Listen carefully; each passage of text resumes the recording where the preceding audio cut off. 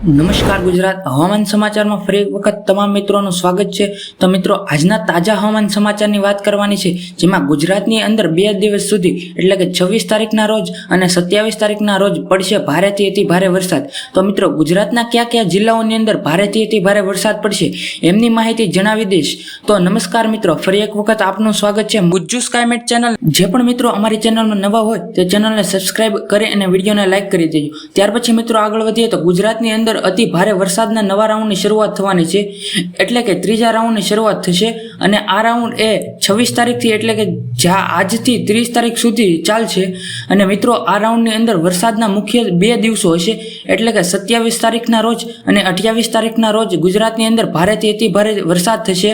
આ રાઉન્ડની અંદર મિત્રો આ રાઉન્ડ પણ સાર્વત્રિક વરસાદનો રાઉન્ડ હશે અને આખા ગુજરાતની અંદર મિત્રો 80 થી 90% વિસ્તારની અંદર આ રાઉન્ડનો વરસાદ પડશે।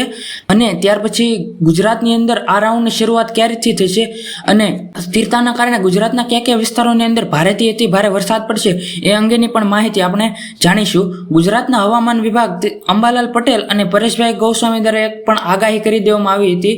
તો હાલમાં સિસ્ટમ કઈ જગ્યા ઉપર સ્થિત છે અને આ સિસ્ટમ ધીરે ધીરે ક્યાં આગળ વધી રહી છે એ માહિતી આપણે આ વિડીયોમાં મેળવીશું। તો મિત્રો ત્યાર પછીના સમાચારની વાત કરીએ તો આજે ગુજરાત જિલ્લામાં કયા વિસ્તારોમાં કેટલા ઇંચ વરસાદ પડ્યો, તો મિત્રો આપણે વિવિધ મોડેલો દ્વારા વાત કરીએ તો જે અરબી સમુદ્રમાં સિસ્ટમ સક્રિય હતી તેના કારણે ગુજરાતના કેટલાક વિસ્તારોમાં આજે ભારેથી અતિ ભારે વરસાદ જોવા મળ્યો હતો। જે મોડેલ દ્વારા આપણે વાત કરીએ તો આજે ગુજરાતમાં સૌરાષ્ટ્રના, પશ્ચિમ સૌરાષ્ટ્રના અને કચ્છના વિસ્તારોમાં ભારેથી અતિ ભારે વરસાદ જોવા મળ્યો હતો। તો આપણે કચ્છના વિસ્તારોની સૌપ્રથમ વાત કરીએ તો કચ્છના વિસ્તારમાં જે નળિયા છે, ગાંધીધામ છે, કવડા છે, આ વિસ્તારોમાં મિત્રો હળવો વરસાદ જોવા મળ્યો હતો। ત્યાર પછી સૌરાષ્ટ્રના વિસ્તારોની વાત કરીએ તો દરિયાકાંઠાના સૌરાષ્ટ્રના વિસ્તારો છે, જેમાં દ્વારકા છે, જુનાગઢ છે, વેરાવળ છે, પોરબંદર છે, ભાનવડ છે, સળિયા છે, જામનગર છે, આ વિસ્તારોની અંદર મિત્રો ભારેથી અતિ ભારે વરસાદ જોવા મળ્યો હતો। જેનું આપણે મુખ્ય કારણ જોઈ શકીએ છીએ, તમે તમારી મોબાઈલની સ્ક્રીન ઉપર જોઈ શકો એ રીતના જેનું મુખ્ય કારણ છે એ અરબી સમુદ્રમાં બનેલી આ સિસ્ટમના કારણે આ વિસ્તારોમાં આજે ભારેથી અતિ ભારે વરસાદ જોવા મળ્યો હતો। તો આપણે જામનગરના કેટલાક વિસ્તારોમાં આજે મિત્રો રેડ એલર્ટ જારી કરવામાં આવ્યું હતું। તો મિત્રો આ જામનગરના વિસ્તારોની વાત કરવામાં આવે તો જામનગરના વિસ્તારોમાં શિખા છે, માંગપુર છે, રંગપર છે, છેલા છે, જામનગર છે, વસાઈ છે, આ વિસ્તારોની અંદર મિત્રો આજે રેડ એલર્ટ જારી કરવામાં આવ્યું હતું અને આ વિસ્તારોમાં ભારેથી અતિ ભારે વરસાદ જોવા મળ્યો હતો। ત્યાર પછી આપણે મધ્યમ સૌરાષ્ટ્રના વિસ્તારોની વાત કરીએ તો મધ્યમ સૌરાષ્ટ્રના વિસ્તારોમાં પણ આજે 27 તારીખે ભારેથી અતિ ભારે વરસાદ જોવા મળ્યો હતો। તો જેમાં ભાનવડ છે, સિસલી છે, ભાટિયા છે, ઉપલેટા છે, કાલાવાડ છે, લાલપુર છે, આ વિસ્તારોમાં મિત્રો ભારે વરસાદ જોવા મળ્યો હતો। ત્યાર પછી આપણે વાત કરીએ તો જે જુનાગઢ છે, વેરાવળ છે, અમરેલી છે, આ લાગુના વિસ્તારોમાં છે આજે હળવો વરસાદ જોવા મળ્યો હતો। જેમાં વાત કરીએ તો વેરાવળ છે, અમરેલી છે, ઉના છે, મહુવા છે, અલંગ છે, ભાવનગર છે, જસદણ છે, આ વિસ્તારોની અંદર મધ્યમ વરસાદ જોવા મળ્યો હતો। ત્યાર પછી આપણે ઉત્તર ગુજરાતના વિસ્તારોની વાત કરીએ તો આજે ઉત્તર ગુજરાત અને મધ્યમ ગુજરાતના વિસ્તારોમાં સાવ હળવો વરસાદ જોવા મળ્યો હતો। જેમાં વાત કરીએ તો સુરેન્દ્રનગર છે, પાટણ છે, મહેસાણા છે, આ વિસ્તારોમાં તો મિત્રો નહિવત વરસાદ જોવા મળ્યો હતો। ત્યાર પછી ઉત્તર ગુજરાત એટલે કે સાબરકાંઠા, બનાસકાંઠા અને મહેસાણા આ વિસ્તારોની વાત કરવામાં આવે તો જેમાં રાધનપુરમાં પણ આજે થોડો વરસાદ હતો, પાલનપુર છે, મહેસાણા છે, આ વિસ્તારોમાં નજીવો વરસાદ જોવા મળ્યો હતો। ઉત્તર ગુજરાત પછી મિત્રો આપણે વાત કરીએ તો દક્ષિણ ગુજરાતમાં પણ આજે 27 તારીખના રોજ ભારેથી અતિ ભારે વરસાદ જોવા મળ્યો હતો। જેમાં દરિયાકાંઠાના વિસ્તારો, જે દરિયા લાગુના વિસ્તારો છે એ વિસ્તારોમાં જેમાં સુરત છે, વલસાડ છે, દાદરનગર હવેલી છે, નવસારી છે, આ વિસ્તારોની અંદર મિત્રો આજે મધ્યમ વરસાદ જોવા મળ્યો હતો।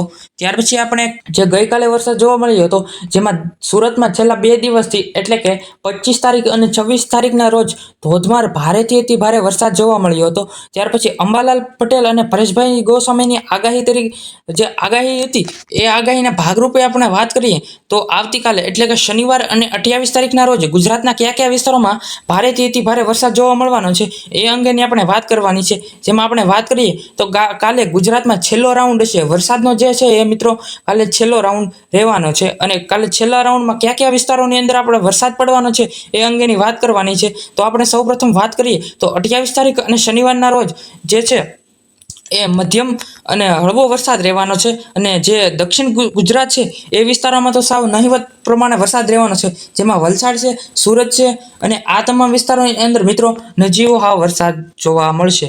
ત્યાર પછી આપણે ઉત્તર ગુજરાતના વિસ્તારોની વાત કરીએ તો ઉત્તર ગુજરાતમાં પણ સાવ નહિવત પ્રમાણમાં વરસાદ જોવા મળશે તથા ભેજવાળું વાતાવરણ જોવા મળશે.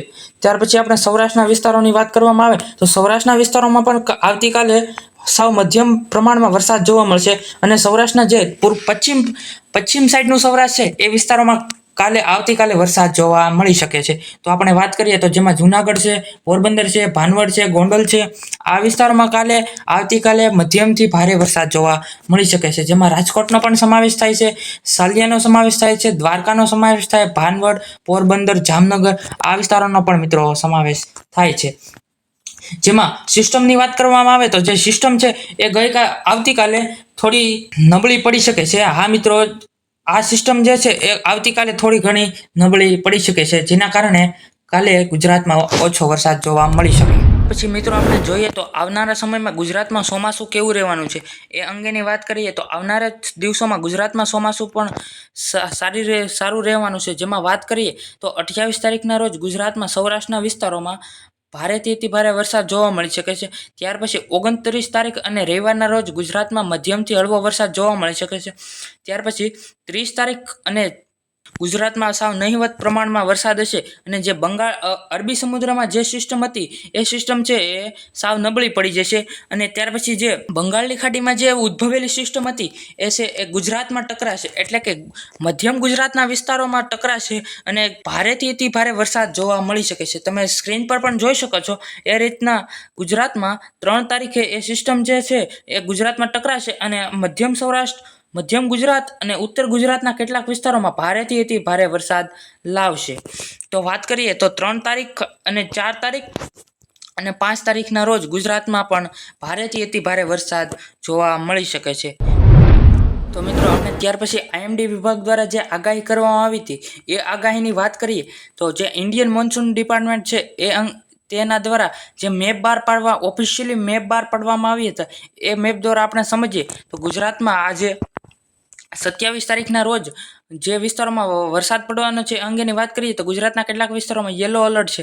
જે વિસ્તારમાં કચ્છ આવે છે, દેવભૂમિ, દ્વારકા, જામનગર ને મોરબી આ વિસ્તારો છે એ સૌરાષ્ટ્ર અને કચ્છના વિસ્તારોમાં છૂટાછવાયા વિસ્તારોમાં વરસાદ પડી શકે છે. ત્યાર પછીના દક્ષિણ સૌરાષ્ટ્રના વિસ્તારોની વાત કરીએ તો દક્ષિણ સૌરાષ્ટ્રના વિસ્તારોમાં જે નવસારી છે, વલસાડ છે, ડાંગ છે, તાપી છે, નર્મદા, છોટાઉદેપુર, પંચમહાલ, દાહોદ છે, નીચે છે દમણ, દાદર, નગર હવેલી આ તમામ વિસ્તારોની અંદર છે 27 તારીખના રોજ મધ્યમથી હળવો વરસાદ પડી શકે છે. ત્યાર પછી આપણે સાથોસાથ 28 તારીખની વાત કરવામાં આવે તો 28 તારીખના રોજ ગુજરાતમાં તમામ વિસ્તારોમાં મોટાભાગના વિસ્તારોમાં છૂટાછવાયા વરસાદ પડી શકે તેવી પણ આગાહી વ્યક્ત કરવામાં આવી છે. જેમાં કચ્છ છે, દેવભૂમિ, દ્વારકા, જામનગર, મોરબી, સુરેન્દ્રનગર, અમદાવાદ છે, ગાંધીનગર છે, રાજકોટ છે, અમરેલી, જુનાગઢ, પોરબંદર, સોમનાથ, ભાવનગર, બોટાદ, આણંદ, ખેડા, અરવલ્લી, સાબરકાંઠા આ વિસ્તારો છે. આ વિસ્તારોમાં મધ્યમથી હળવો વરસાદ પડી શકે એવી આગાહી વ્યક્ત કરવામાં આવી છે. ત્યાર પછી દક્ષિણ ગુજરાતની વિસ્તારોની વાત કરીએ તો 28 તારીખે જે છે એ દક્ષિણ ગુજરાતના કેટલાક વિસ્તારોમાં મધ્યમથી હળવો વરસાદ પડી શકે છે. જેમાં છે સુરત છે, દાદર નગર હવેલી છે, ભરૂચ છે, નવસારી છે, વલસાડ છે, દમણ છે, તાપી, ડાંગ, નર્મદા, છોટા ઉદેપુર, વડોદરા, આણંદ, પંચમહાલ આ વિસ્તારોમાં મિત્રો 28 તારીખે પણ ભારેથી ભારે તથા કેટલાક વિસ્તારોમાં છૂટાછવાયા વિસ્તારોમાં હળવો વરસાદ પડી શકે છે. ત્યાર પછી 29 તારીખના રોજ પણ આઈએમડી દ્વારા એક મેપ બહાર પાડ્યો હતો. જેમાં કચ્છ છે, દેવભૂમિ, દ્વારકા છે, સૌરાષ્ટ્રના આ તમામ વિસ્તારો છે. આ વિસ્તારોની અંદર મિત્રો છૂટાછવાયા વિસ્તારોની અંદર મધ્યમથી હળવો વરસાદ થઈ શકે છે. જેમાં છે દેવભૂમિ, દ્વારકા, જામનગર, મોરબી, સુરેન્દ્રનગર, રાજકોટ, બોટાદ, ભાવનગર, અમરેલી, જુનાગઢ, પોરબંદર, ગીર સોમનાથ આ વિસ્તારોની અંદર છૂટાછવાયા વિસ્તારોમાં મધ્યમ વરસાદ થઈ શકે છે. ત્યાર પછી જે અરવલ્લી છે, મહીસાગર છે, દાહોદ છે, પંચમહાલ, વડોદરા, છોટાઉદેપુર, ભરૂચ, નર્મદા, સુરત, તાપી, ડાંગ, નવસારી, વલસાડ, દમણ, દાદર, નગર હવેલી આ વિસ્તારોમાં પણ 29 તારીખના રોજ છૂટોછવાયો વરસાદ થઈ શકે છે.